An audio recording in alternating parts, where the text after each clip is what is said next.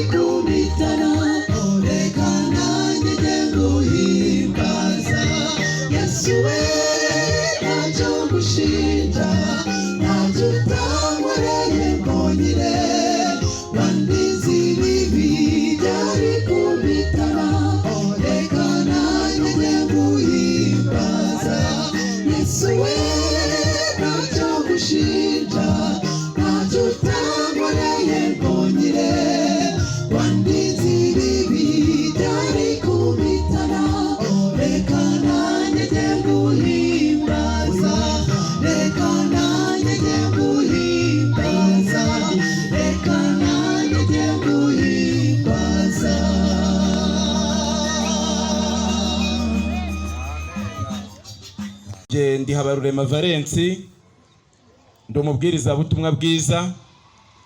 Nejejwe cyane no kongera kubonana n'iteraniro ry'abana b'Imana ringana ritya. Imana yacu iri mu ijuru ikabera hose icyarimwe ihimbazwe.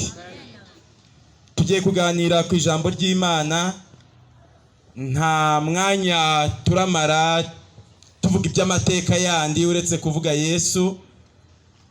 Nubwo twagiye tumuganiraho, tukaganira ku byiza yakoze, tukaganira ibyo kwizera, ariko uyu munsi tugiye kureba Yesu cyane mu byanditswe byera icyo bimuvugaho. ndagira ngo mbere yo kubumbura ibyanditswe byera ngo tubiganireho tubanze ducishe imitima yacu bugufi maze dusenge. Turagushimye Mana yacu, izina ryawe rihimbazwe. Tugiye kwiga ijambo ryawe muri aya materaniro, utuyoboze umwuka wera, udutsindire kamere, udutsindire icyaha, maze ubwo uzagaruka tuzabane nawe.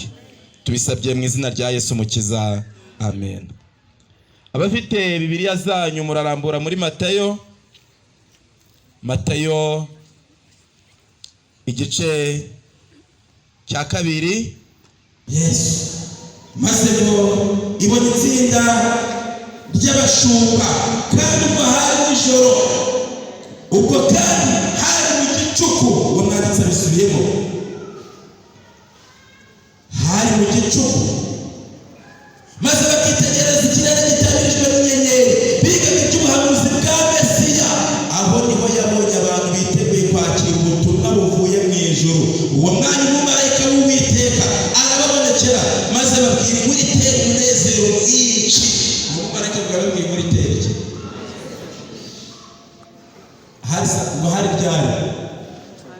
Hari byari turasomye ngo iryo tsinda ry'abashumba ryigaga iby'ubuhanuzi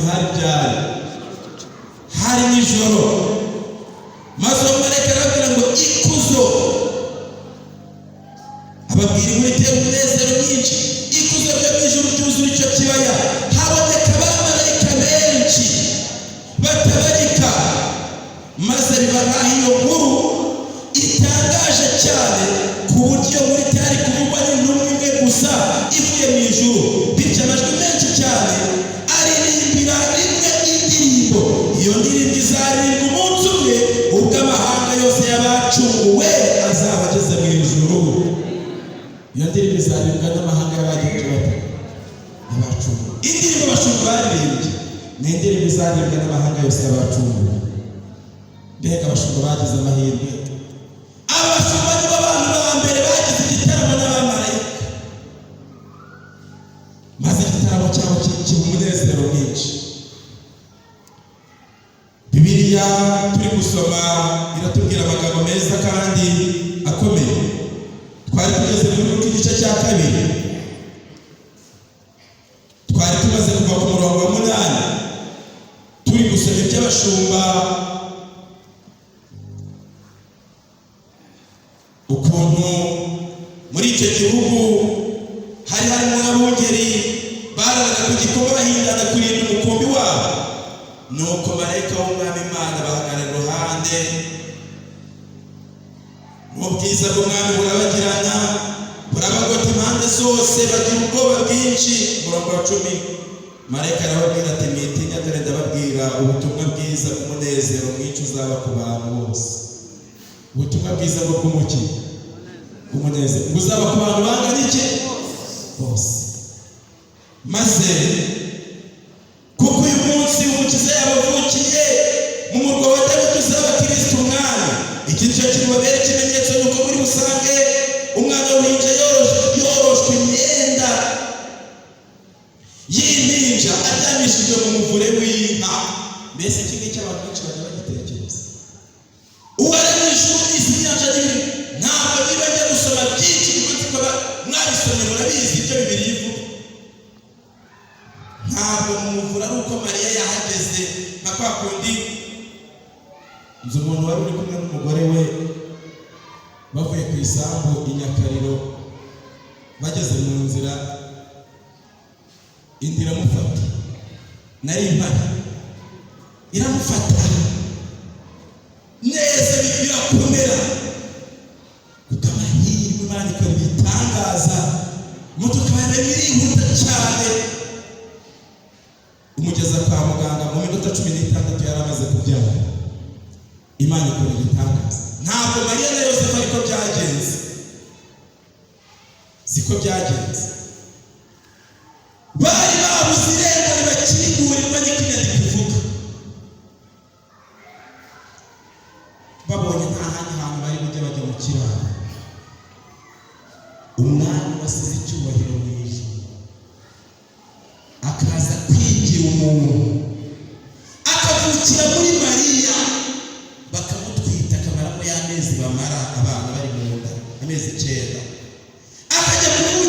kiraro umuntu wese utazajya mu ijuru ikibazo azabazwa gikomeye ni uko uzabazwa ngo icyangombwa cyo kujya mu ijuru cyatanzwe ngo uwo muntu azajyeyo abujijwe n'iki kandi umubabaro wose n'intimba yari kwikorera Yesu yarabyikoreye.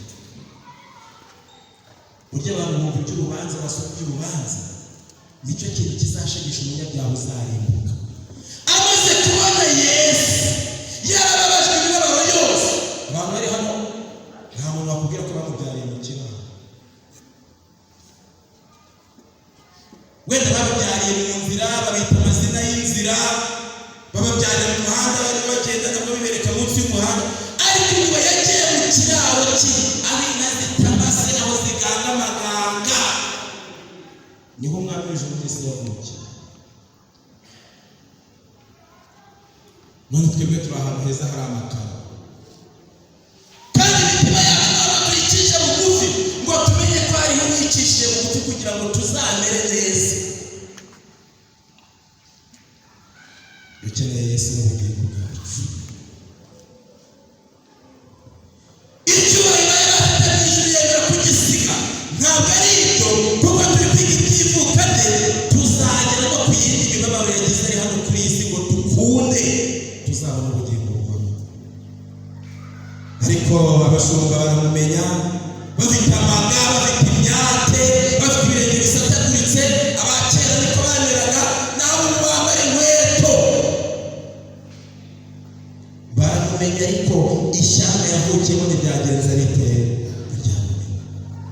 Mbatse Imana cyane mu mutima, kuko nanjye ndi mu iryo shyanga. Imana iduhe kumumenya twebwe, kuko Yesu yaratumenye, ashaka ko natwe tumumenye. Nuko umucyo uvira mu mwijima, bari ku mwijima ntiwagenze ute? Ntiwabumenye. Reka twikomereze amagambo ari hano. Muri ako kanya murongo wa 13 haboneka ingabo zo mu ijuru nyinshi ziri kumwe na marayika uwo, zisingiza Imana ziti mu ijuru icyubahiro kibi cy'Imana no mu isi amahoro abe mu b'Imana yishimira. Amagambo yanejeje ari hano ngo umumarayika wari waraje gusura isakabura aho Yesu azavukira, ariko akabona itsinda ry'abashumba ngo yararebye asanga ntabwo ari ubasha kuvuga iyo nkuru ari wenyine ari umwe. Ngo umumarayika ahamagara abandi bamarayika, baraza bahita bafata n'abashumba. Ntabwo yari umuntu agenda agotesha amaboko, ahubwo uwo mumarayika wamaze umwaka wose ari gushaka ahantu Yesu azavukira yari yarahabuze, akibonera itsinda ry'abashumba. Ngo yahise agenda ahamagara abandi bamarayika, baraza bagota abashumba.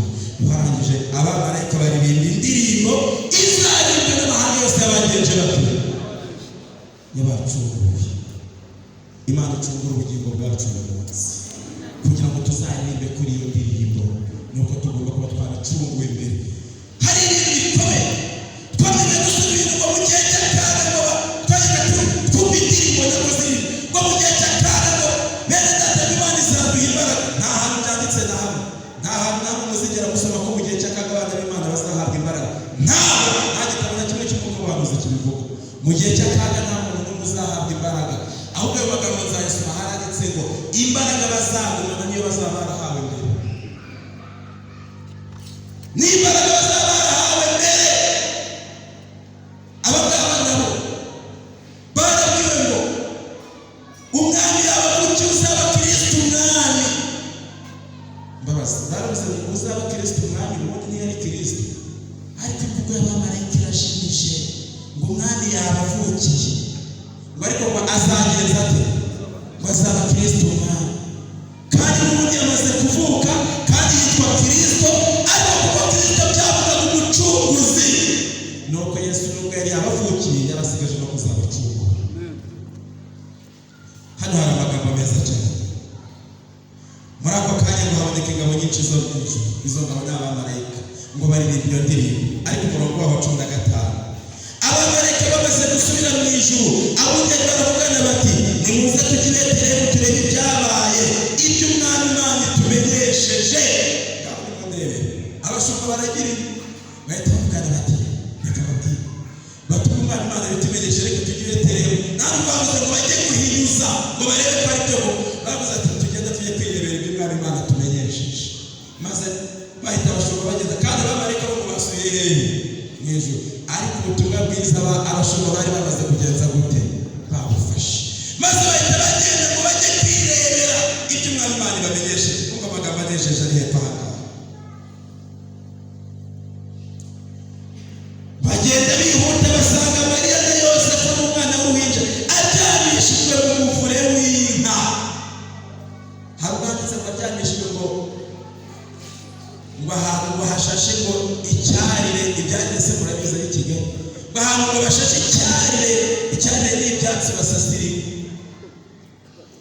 ariko haranditse ngo basanga aryamishijwe mu muvure w'inka ariko reka bagezeyo basanze aryamishijwe mu muvure w'inka bigenda bita umurongo w'iki babibonye babatekereza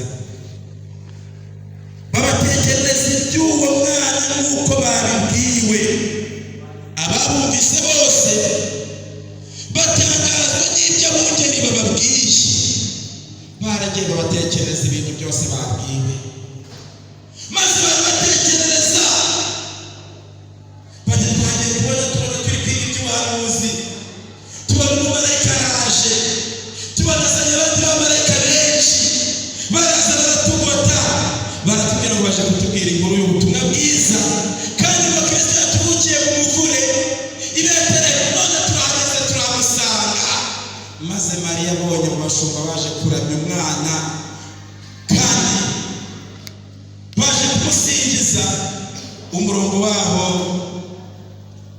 wa 19 ariko Mariya yabika ayo magambo yose mu mutima we akajya ayatekereza maze abongera basubirayo bahimbaza Imana bashima Imana mu byo bumvise byose no mu byo babonye uko babibwiwe mbega ibintu binejeje maze abongera basubirayo bahimba w'umurongo ntabwo banditse ngo maze abongera basubirayo bageze iwabo bahimbaza Imana basubirayo bahimbaza Imana rero abantu bagendaga basubirayo bahimbaza Imana bari bahimbawe mu mitima bumva nta kindi kintu bavuga abigeze kwihana hano murabizi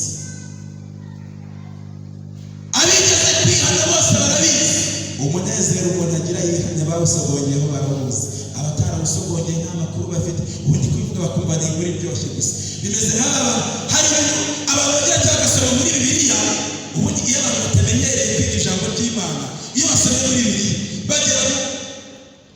bagera muri Yosuwa maze bagera muri Yosuwa no mu gitabo cy'abami ngo nuko mujye gusana Yeriko ngo azapfusha imfura ye ngo kandi muzajya gushyiraho urugi ngo azapfusha umuhererezi mu kanya bakabasomera hakurya yaho ngo nuko Sebwugu arapfa bagahita bati Sebwugu ni igiki ni izina ry'umuntu Sebwugu ni iki ntibamenye iyo biva n'iyo bigenza bite barasaba ati Sebwugu arapfa maze nawe ati Sebwugu so efuperi Sebwugu ariko hano hari amagambo akomeye ariko bamenyereye bahita bavuga ati yari yihandagaje yagiye gusana Yeriko kandi Yeriko yari yaramaze kugenza ite none umuhungu we w'imfura agenje ate batundi bihandagaje akajya gushyiraho urugi nawe umuhererezi wagenje ate ariko hano hari ikintu gikomeye uyu murongo uravuga ngo wa 20 niwo tugezeho maze abungeri basubirayo bahimbaza Imana bashima Imana basubirayo bahimbaza iki bashima Imana ku byo bumvise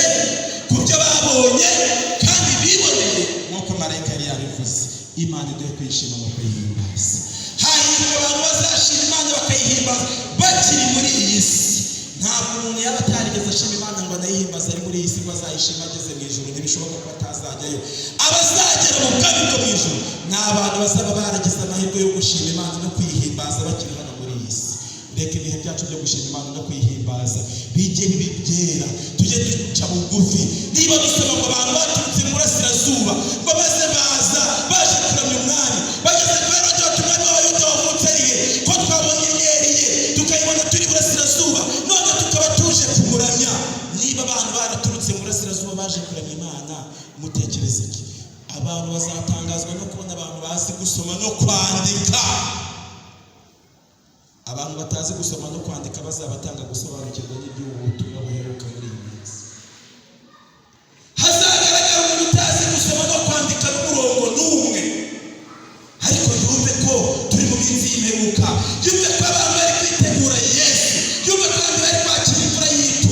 byumve ko hari n'ihemura abantu bari kubwirizwa ubutumwa bwiza, atambuka z'ubutumwa bwiza bwakire, hariho abandi bantu ubutumwa babwanze. Imana ugiye kwemera ubutumwa bwiza mu izina rya Yesu.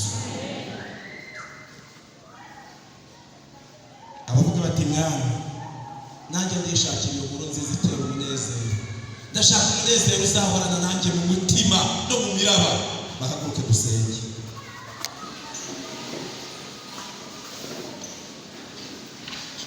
Ibintu Imana yandikishije nta wabyiga ngo azabirangize, tuzajya twigaho bike kugeza igihe